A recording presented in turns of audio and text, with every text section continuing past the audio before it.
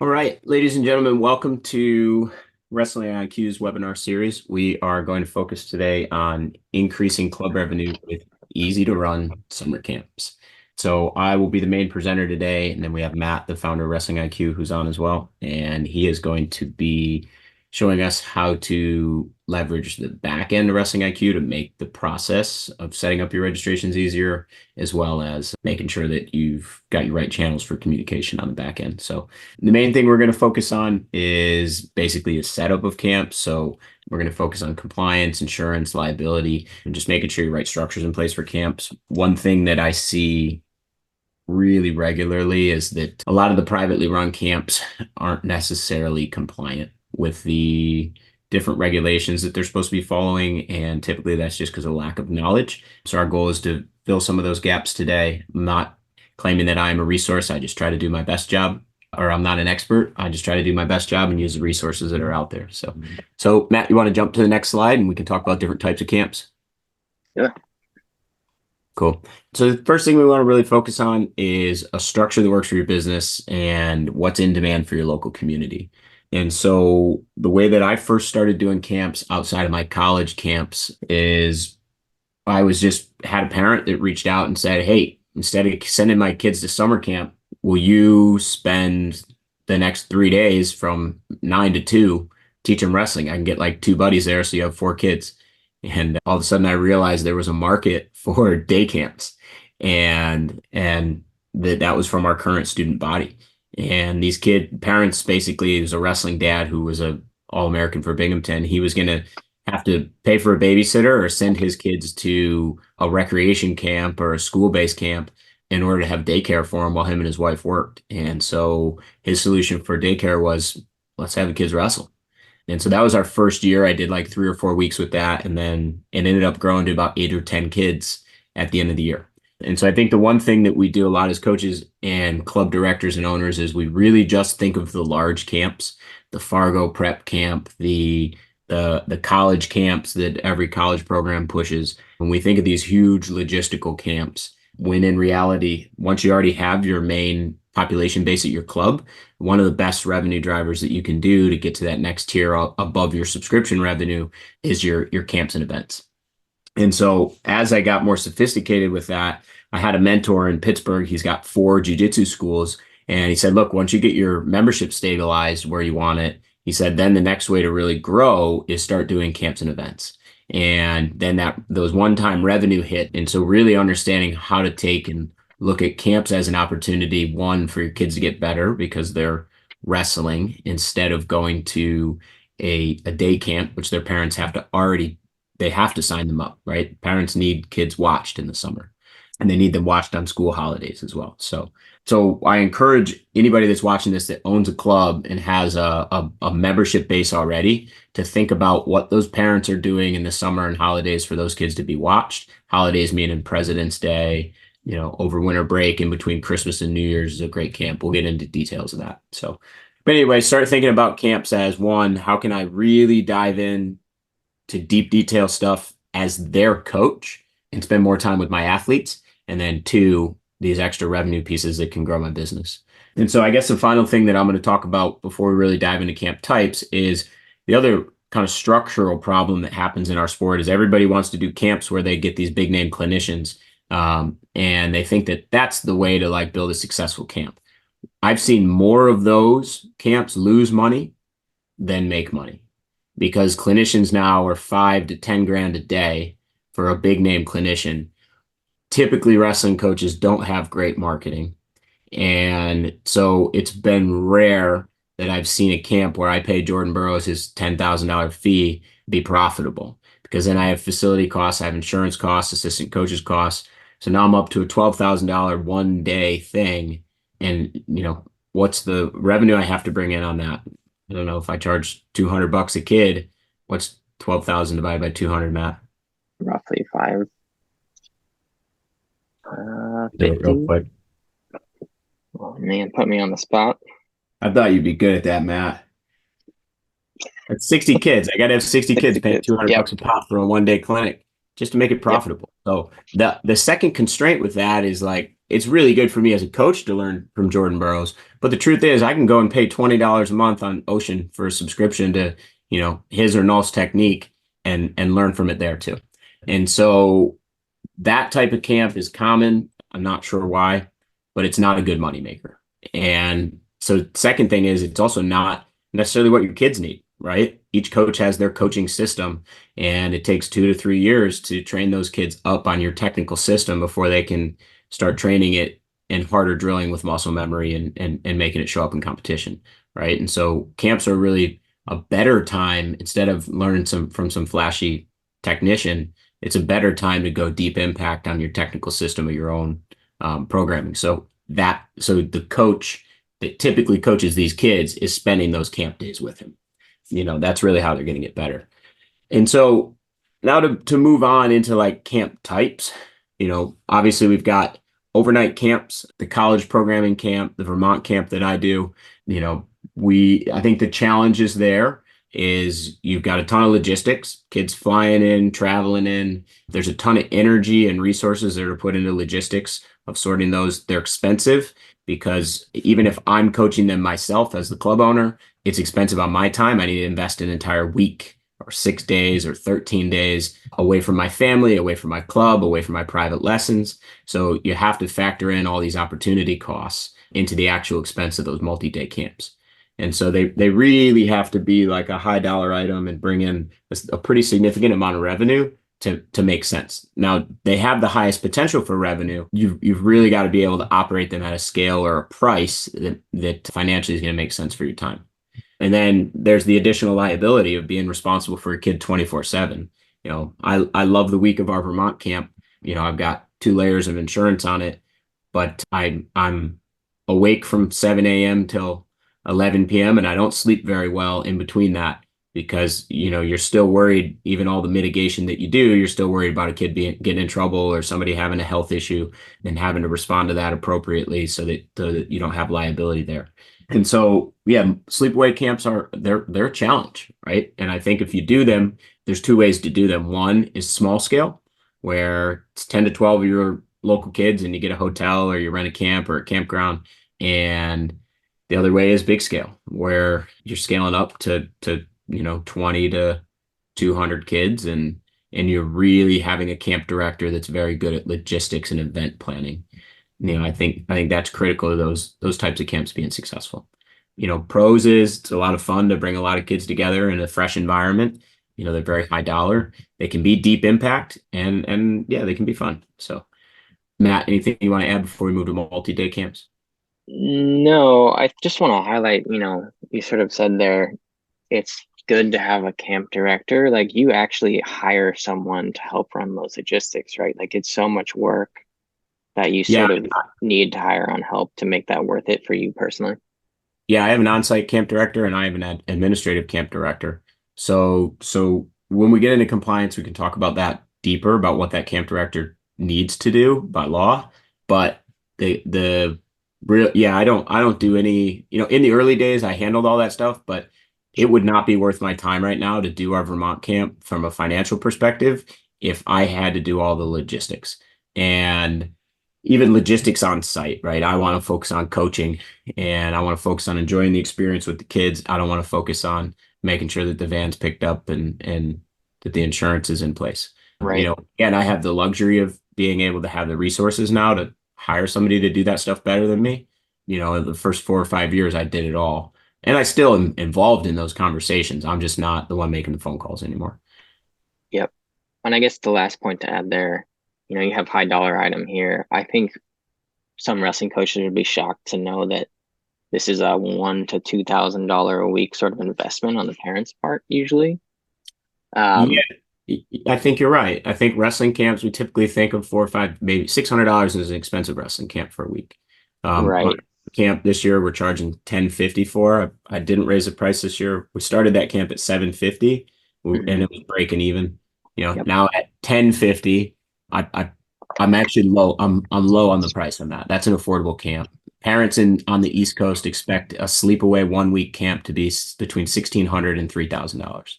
That's right. So to And be it's at, different market too, right? Like you're competing against like a math camp that they go to or Yeah, college with that become Sleepaway Vermont camp with the structure where it's not just a wrestling camp, I'm not competing against other wrestling camps. right, You different thing. know, I'm competing with a parent that wants their kid to have a different experience over the summer, and they look at the price of Sleepaway recreation camp and they compare it to mine, and they're like, "Wow, this is a deal," right? But if they look and compare it to the Rutgers camp, they're like, "Holy crap, this is twice as much." Right.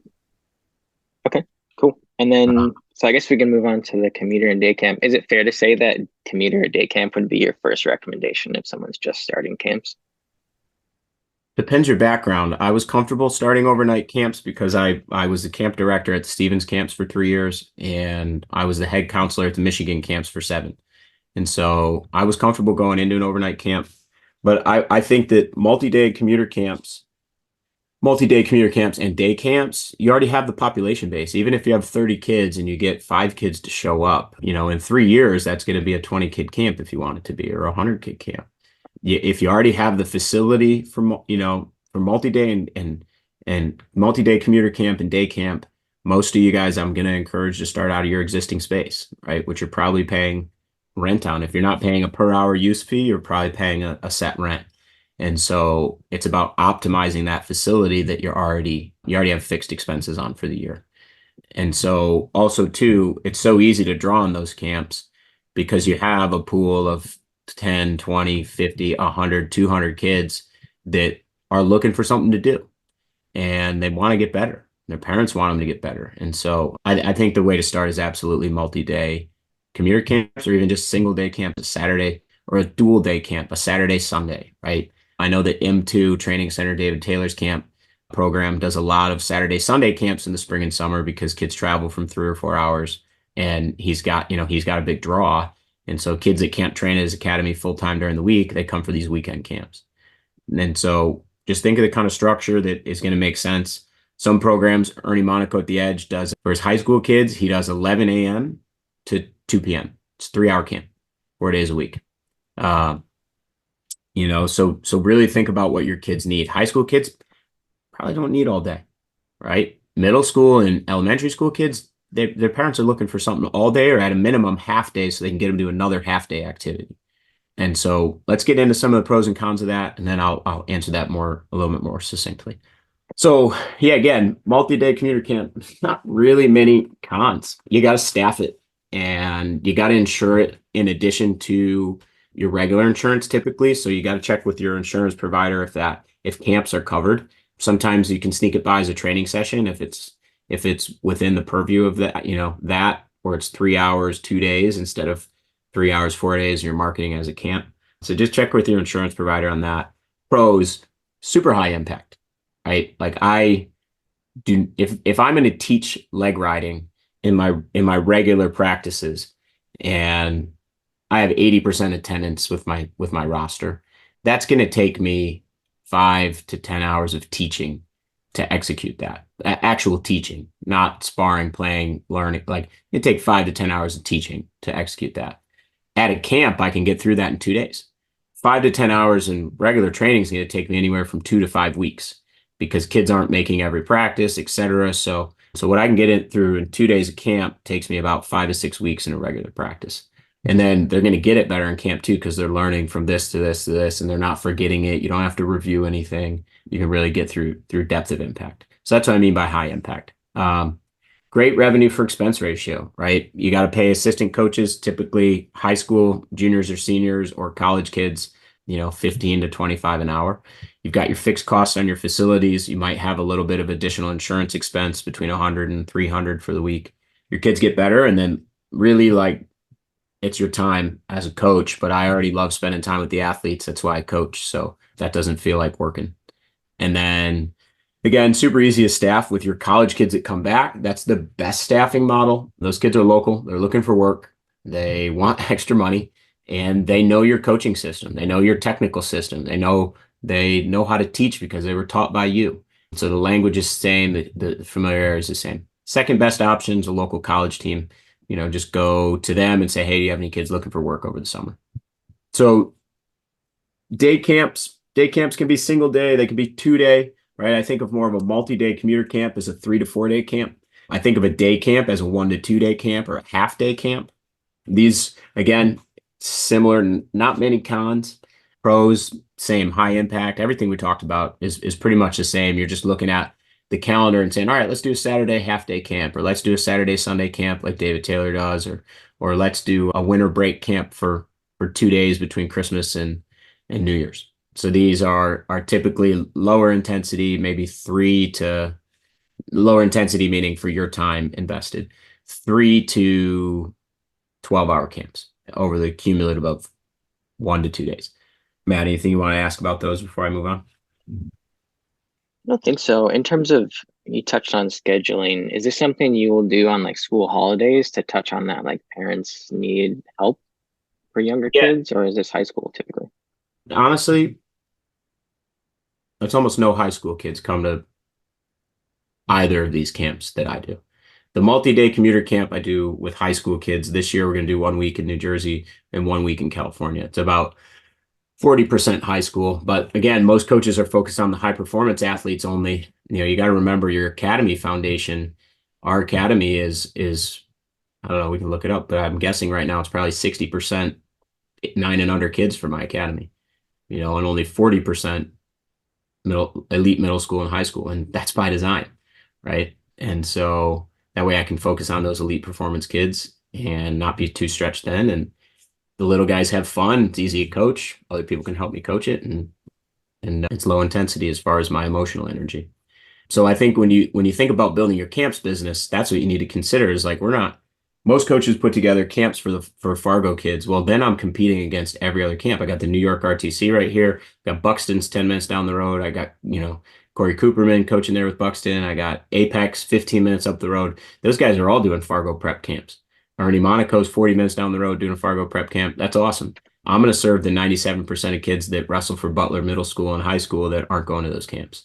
And so, yeah, that's kind of where I focus is on the kids and on the people that aren't being served by the high performance camps. And that's 97% of the market that nobody else is focusing on. So I just gave away a big secret there. No, I No, actually but think please, it's nobody watch this. Nobody watch this. Connor, don't take this. No.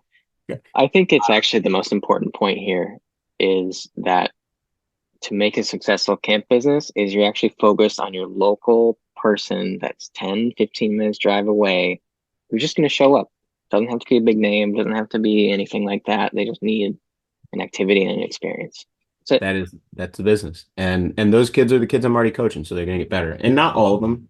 Sure. We're probably 70% of our day camps or multi-day camps. Probably 70% of them are member kids. Probably 30% of them is kids I know from the wrestling community that drop in, right? Or maybe I don't know them until they come to camp.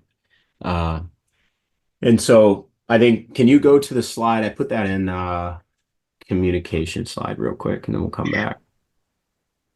Or the marketing section. Yeah. So marketing, yeah. So and I think exactly as Matt said, that's the most important part, right? I've been having some conversations recently with some of our Wrestling IQ customers just about how to generate leads for their club. Having worked at Beat the Streets and at Edge, where Edge Hoboken we were building it, there was no wrestling in Hudson County. Beat the Streets, there's no wrestling in these communities, and we have to build the sport. So our job at an administrative level was to support the local programs and build them, provide resources for them, donate mats, donate time, help them recruit, help them build infrastructure. And so bringing that idea to the suburban wrestling population that I'm in now, where these programs are historic, they've been around for decades. There's a lot of clubs here. It's been my competitive advantage where I am helping the local programs build their programs. And I do everything I can to help build the local programs, the rec programs and the high school programs. And that's free clinics. That's just getting on the phone with the coaches and being a sounding board for them. It's making sure I'm showing up at some of the matches unexpectedly and just helping, sending them resources and sending them technique videos. I have a Wrestling IQ group message that's all the local coaches, and I send once every 2 or 3 weeks. If I find something I think is helpful for them, I send it out. And so that's my marketing. Because then when I reach out to those coaches and I say, hey, I got a camp, can you help me get the word out? They're happy to help me get the word out because they know that I'm going to help their kids get better at wrestling, and they're appreciative of me as a part of the wrestling community. And so that's your marketing, right? And that's exactly where the camp model is really in the local camps, right? We do a California camp. Daniel McCune there he is the local resource for all the coaches in the Bay Area. And so when we do that camp, all of those coaches sign their kids up and send it out, and we fill that camp out. We do 70 to 100 kids every year in that camp for a commuter camp. We have kids that drive 2.5 hours, 3 hours a day from the North Bay to come to that commuter camp every single day for 4 days in a row, just because they trust Dan. Want to jump back to camp types? So guest clinician camp, again, I went over this earlier. I don't love them. The camp I do with Dan in California, I'm a guest clinician there, but it's my 5th year doing that camp. I do their coaches training. I'm invested in the kids that are part of those programs. Like it, I'm a part of that community. I just happen to live 6 hours away. And so the guest clinician camp, again, it's expensive. Kids forget the technique. They learn it in the summer. They never see that technique again unless their coach remembers it and integrates it into their drilling and training. And so it's honestly the only pro of that is kids get excited and get an autograph and they remember that moment. You know, Coaches get to stay up to date because they're learning, whatever the it moment technical adjustment is. And then the name might draw you new clientele. But typically what I see, and this is me being straight honest, that type of clientele is the club hopper type of clientele, and it's not maybe the dedicated student that you want in your club. So again, that's a pro, but it's not usually the clientele that's going to be dedicated to your club. So, going back to differentiate value, what makes your club or camp unique? I think, one thing we do in our California camp is it's called Escape the Mat. So what makes it unique is that it's all mat wrestling, all bottom. And so parents are sending kids in because their kids having struggles on bottom or needs to get out on bottom. And so they come in and they learn a technical system on bottom for 4 days. And so that's our differentiator. We teach progressively. So it's not these sporadic camps with a guest clinician every single hour showing something different and new. And so we teach progressively, and then the kids come away with an actual knowledge foundation. We do testing, we do quizzing, we do a lot of different learning types to make sure that camp's unique, and we market around that. So cool. Let's jump to the next slide. All right. So Wrestling Coach Academy, right? We do school holiday camps, about 3 to 5% of our revenue per year. And those are built around spring break. Spring break in New Jersey is not a great time for camp. It is a great time for camp, but it's not. So I don't do a spring break camp, but I do a 2-day camp over. Actually, Matt, can you go to my website for this one? Yeah. Just go to the camps tab.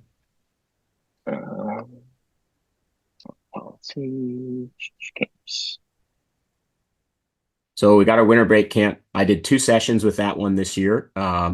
That was an awesome camp. I'm doing it again next year. We sold out of 19 and 20 spots for the morning session with the little kids, and we sold out of 21 of 20 spots for the afternoon session. And so that was an awesome, unexpected registration, and we set it up literally a week ahead of time. And so that was awesome. It was, yeah, just awesome. 2 days, downtime. Nobody was going on vacation those weeks, and it was a surprising success. Summer day camp. This is our 10th year of doing a day camp. We do an adventure day camp. And so those ones are bringing in, what was it, 12% of our revenue? I can pull that up, Matt, if you want to say there. Yeah, 12%. So those ones are the day camps that I model around the recreation camp schedule. So I look at the local towns and I look at what they're offering recreation wise, what the schedule is for that. And then I just model it.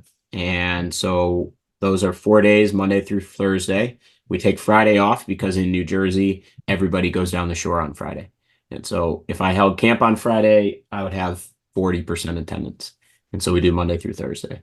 This year we're doing 2 weeks just because I've got a lot going on. Last year we did 3. I've done 4 in the past. If I had confidence in the number of staff I'm going to have around this year, I would do more. I just don't want to take on too much this year. And so typically, just like rec camps, we do a drop-off window. We do firm pickup time. I have coached those camps historically. Last year, I had my college guys coach those camps. I was in the office, but they were running it on my curriculum. And then we just used the WrestlingIQ practice planner for curriculum. And so this year I'll be running those camps, and at our other facility, I'll be running a high school and elite middle school camp with about 50 kids. And so I'm bringing a camp director in for that one as well. So, and then President's Day camp, we actually ended up canceling this. It's the first time I canceled a camp. We had one registration. I did not market it. I didn't distribute it to the parents well. And what I failed to realize was the youth districts were on Sunday and President's Day was on Monday. And so everybody was smoked from being in the gym for 10 hours on Sunday. And 80% of the kids that would normally attend that camp, their season was over. And so it was the first time I had to cancel a camp from poor registration. So, and then you want to scroll down to Vermont. So then Vermont camp, self-explanatory. That's our sleepaway camp. Click on learn more. And then this has a full landing page for that camp.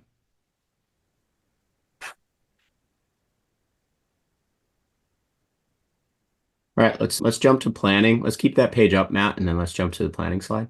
All right, so compliance. I talked to Connor about this a couple of weeks ago. There are some resources that we link to their ACA camps. They've got forums, they've got education, they've got what a camp director needs to know. You can pay $75 for them to have a 6-hour course to train your camp director. It's literally the greatest resource ever. A lot. You can get ACA certified. I am considering doing this. If I have somebody that wants to take on the Vermont camp as a full-time thing and really grow it, we would get certified by the ACA as a certified camp. And so just again, amazing, amazing resource. They've got laws and actually, Matt, you want to jump on their website real quick so we can just show that? Yeah. And they have within every state. So once you dive in, go over the resources tab. So once to the right. So once you dive in, they have a liaison in every state that can tell you the local laws and what you need to do. And so there's state regulations, and then they'll connect you. Yeah, there's all these toolkits. I bought a couple of their books. They've got online trainings. Yeah. Go to New Jersey. Great resource. Pretty awesome resource. And then go back to the tab. Yep.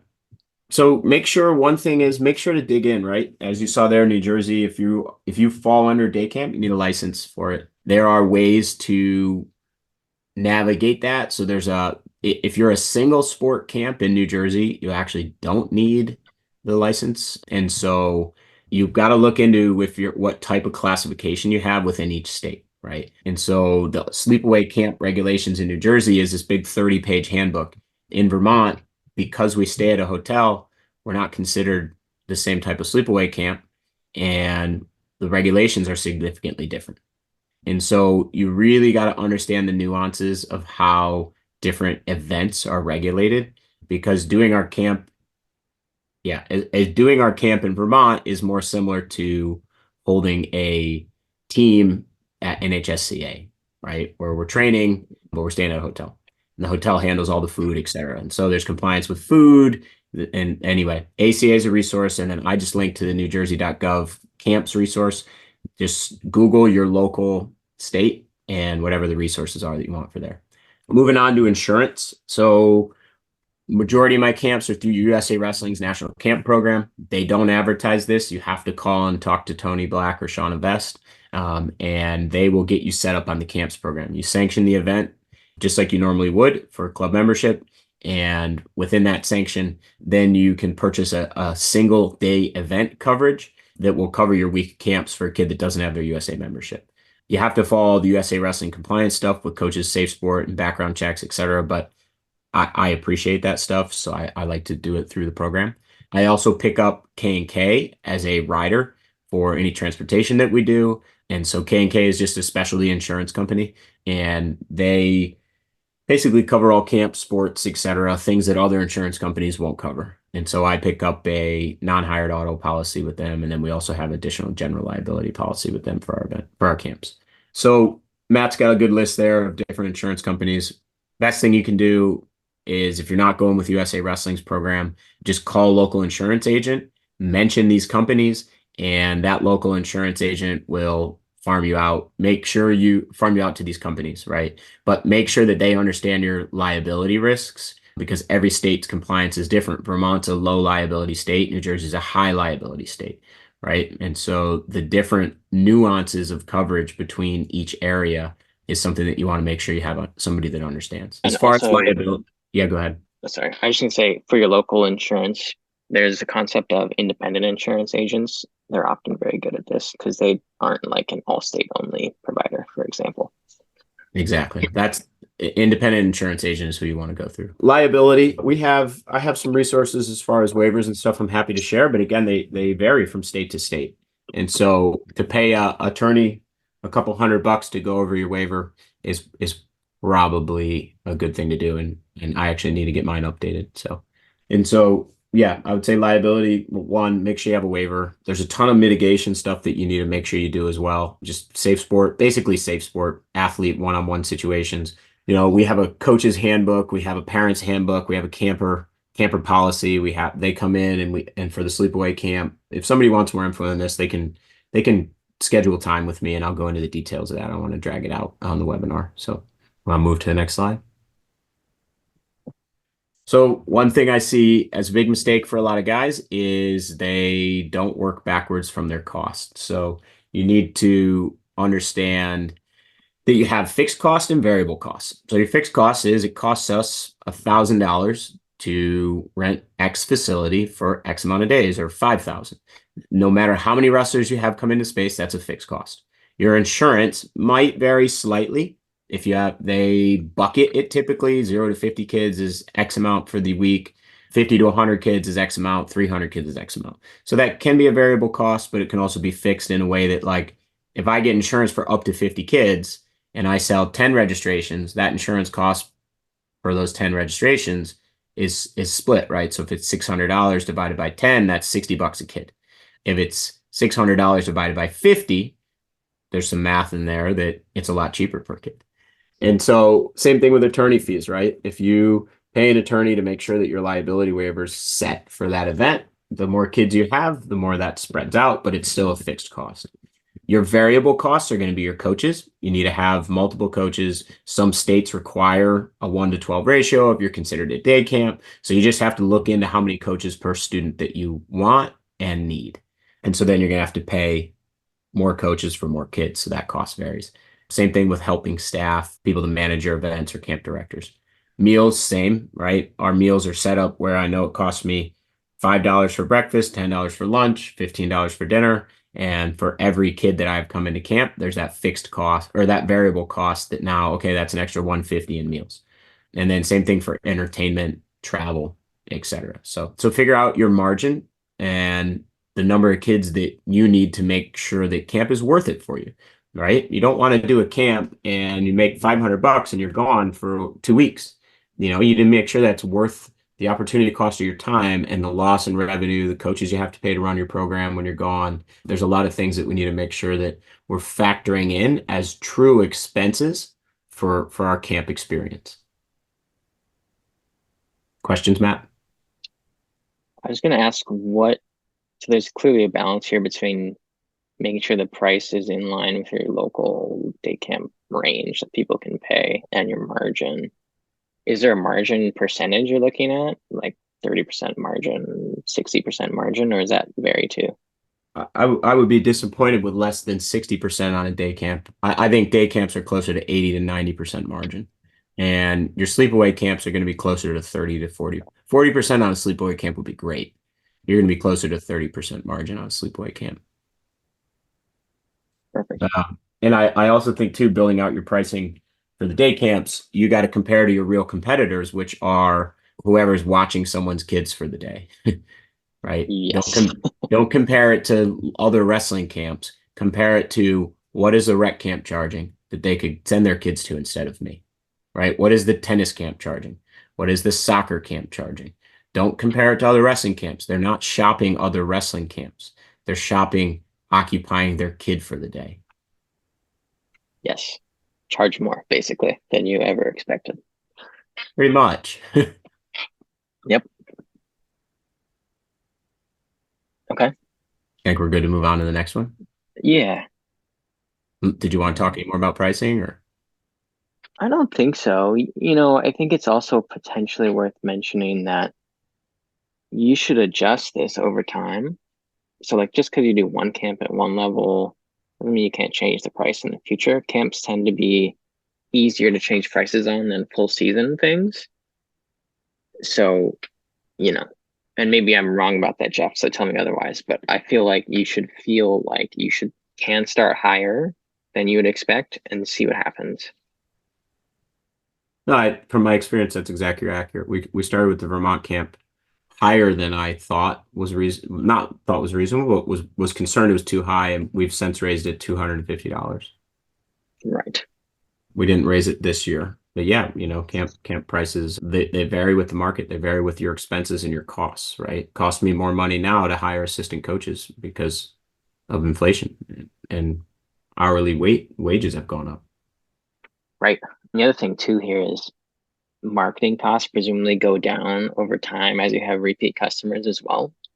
So your business probably gets more efficient as you grow it, which is a good thing. So the beginning is always going to be the hardest here. Yeah, yeah, the first 2 to 3 years, and then after that, you feel like you have to do no marketing. First 2 to 3 years, you're like, is anybody going to show up to this thing? Right. And you might break even, you might lose money, but don't give up. All right, let's go to the next one. All right. Little Wrestling IQ demo. So we have some other webinars already available. So I'm going to sort of breeze through this one and also show you a sneak peek of some features we've got coming for this summer. Um, Let me hop over here. So if you're in Wrestling IQ, your camp stuff is going to be under your payments registrations area. In this demo camp, I've got a few right here. You would normally go to create session and then hit camp clinic. I'm going to show you a little trick if you're doing a fair number of camps. There's also this button here, which will create a copy of that camp. So I'm going to do that. Let's do summer camp. In the name here, it's usually a good idea to put the dates as well. If you were doing experience level or kid, this is only for fourth graders or whatever, put that in there as well. Camp clinic, set the dates.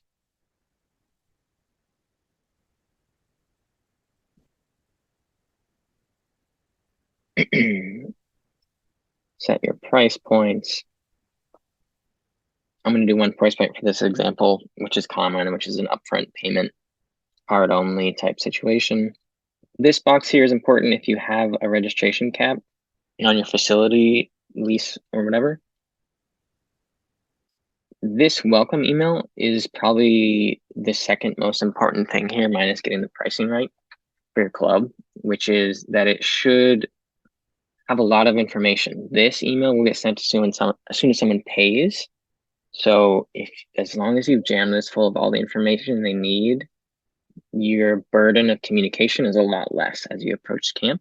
I've linked into slides. I've made a little template for you here that you can use to copy and paste.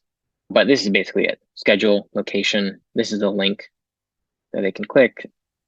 Parking, arrival, all the things you'd expect, but maybe haven't put the time in. Parents will appreciate it. Anything you want to add there, Jeff, on this communication bit?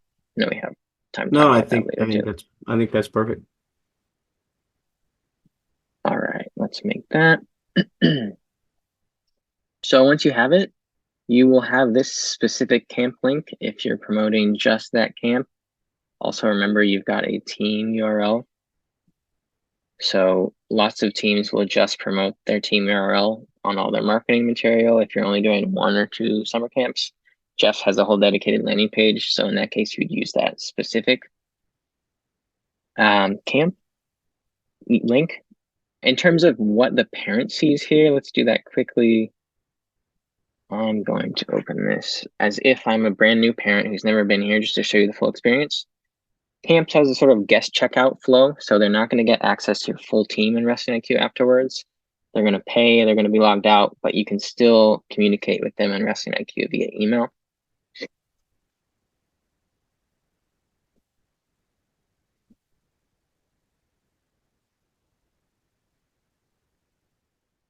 This next step depends on your club communication. This is the parent information. At a bare minimum, you should have a phone number in here.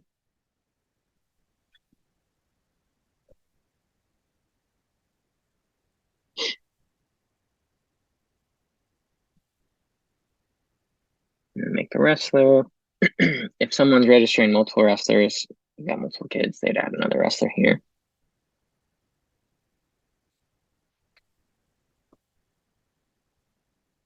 This is for the wrestler specifically. Again, that depends on your club configuration and WrestlingIQ. Same with liability forms. Make sure that's looked at by an attorney. This process is usually done on a phone, by the way, so they'll be signing with their finger. This is the brand new checkout experience that isn't quite live yet, but I will show you here. If there are multiple price points, they would have that here. If you're giving out scholarship codes, that would go in here. Do you have any thoughts on scholarship codes, by the way, Jeff?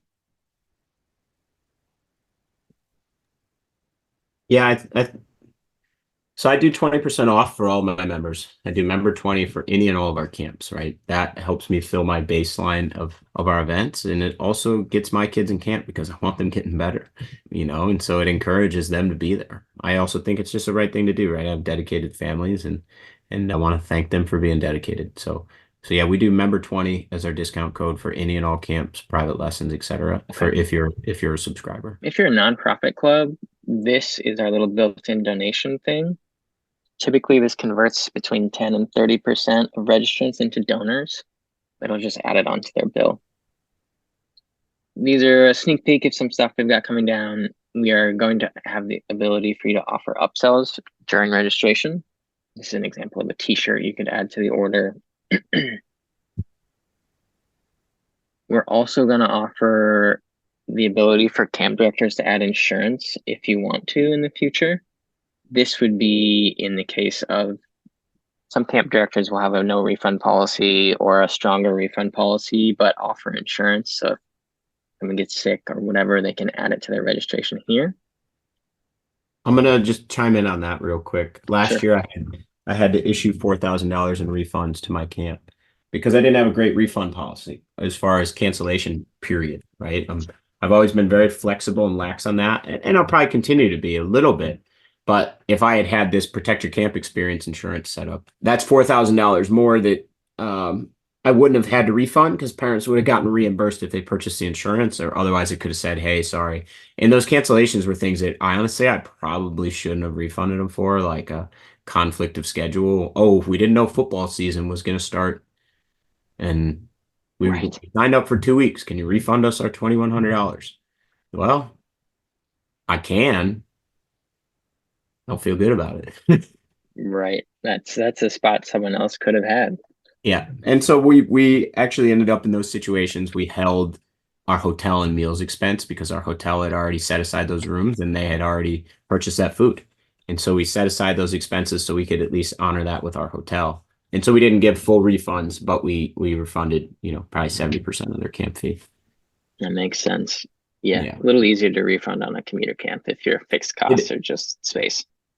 yeah, it is. Right. And on the sleepaway camp, we've already got staffing based on the number of registrations. So we had real expenses that we couldn't refund the full amount. Yep. All right. I'm going to finish this demo.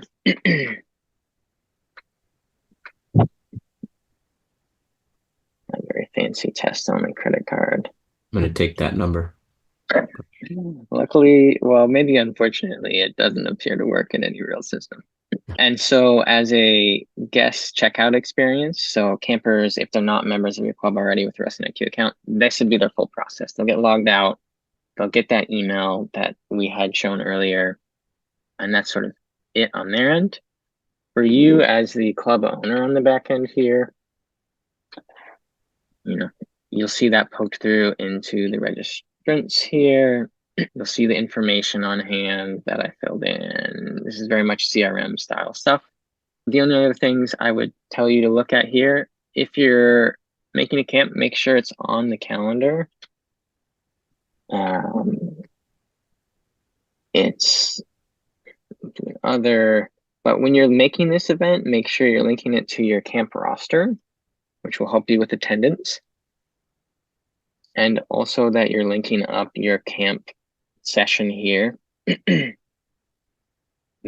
reason I say that is if you're using the public calendar, the link becomes a button on there as well. So it's easier for people to register for. I'd Go ahead. I just wanna I'd encourage you to understand this feature because checking kids in at camp, this is the key, right? To being able to do attendance. You can do an event invite, just you can do your practice planning. And Yep. so just understanding the fact that like Wrestling IQ has the attendance, the check-in, everything integrated into one, rather than a lot of these other softwares that I've done registration in the past. I have a spreadsheet. I have to check this in. This experience is just way better. Second thing I was going to say, under the notes section, it's a great spot to just copy paste your welcome email, change the details slightly, and within the event, parents can still see all of the information about camp with the location, and then just copy paste in that notes section your welcome email. Yep. Final thing with your messaging groups, you'll notice that the system auto created this group based on the registration. And when we pop into here, we'll notice that this is the parent I just registered as. I've been auto added to this group. So if you're to send something here, I'm going to get emailed about it as a guest registrant. So you don't need to worry about how it gets to the registrants. In this case, it'll be an email. All you need to know is that you'll have a group that's named the same as your camp registration. It's going to auto sync with registrants. And when you communicate in the future, this is a great way to do it. I think that's it. That's all I wanted to touch on the demo. Be quick about it. If you want help with this, anything there, feel free to reach out to me as well. We can work through it together for your first camp and make sure you're set up well. We're running short on time, but do you want to talk briefly about, we sort of did this, Jeff, marketing, anything else you want to touch on here? Yeah, we touched on marketing. Just build that local relationship. You are the wrestling hub for all these local coaches, and that's your best marketing. You can always do digital advertising or brand activation at the state championships or youth tournaments. Flyers are tacky, and you're spamming people. So if you can find a way into like a welcome packet or something, I think it's less tacky. But flyers are tacky way to get your marketing out. Yeah, they do work. Inbound. Yeah. Communication. This is a link, by the way, to that template we have. Jeff, what do you recommend here? Being that we're short on time, the main thing is parent handbook, right? The parent handbook is any and all questions that parents are going to have about camp. So my goal is to eliminate the downstream questions. So everything is updated in the parent handbook. It's in the welcome email. It's on the registration page, and they go there first. It's what to bring, what to pack, what to expect, safety, contact information. It's everything they need for camp. It's about a 4-page document. And Feel that's for free. your overnight camp, right? It's free overnight camp. I don't necessarily think you need a parent handbook for day camp. Your welcome email can do enough of that. And then communication, right? We send out pictures with a link after camp on a Google Drive folder where parents can then access pictures of their kids and download them, share them to their social media. Yeah, I don't have anything what not to send, but maybe you do. Yeah, I was just going to say here, in some coaches really like to send out their phone number for a text or calling. It's also really easy to get burned out on that. It's okay to just put your email in or have a camp coordinator who has a phone or a separate phone that's just for this business. So be a little bit clear with how they'll communicate with you if they have questions also. Great point. Do not give out your personal phone number.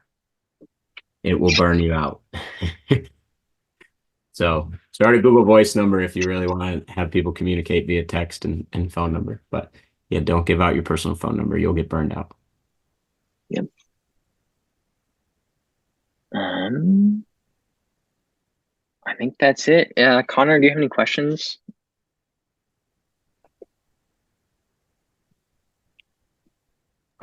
Nope. This is an amazing resource. I'm going to have to go back and watch it again and take notes. So I appreciate it. Of course. And if Yes. there's anything any other questions that come up, just fire them off to Matt or myself. Yeah, and thank you, Jeff, for sharing. I think you're an expert at this, actually. So, there's not many people who have done all the levels of camps. So I appreciate you sharing. Yeah, hopefully I can just help more guys that are like me make this thing sustainable for us. That's the goal. Thank All you right, again. And I've been pointing as many as will listen into your guys' direction. So hopefully you get some clients from me. Thanks, appreciate Connor. it, Connor. All right, I think we'll close it here. Connor, have a great day. We'll get this posted for people to review as well. And you too, Connor. Make sure you get it so you can dig back in as well. Thank you. All right. That wraps up this Wrestling IQ webinar. Thanks for learning.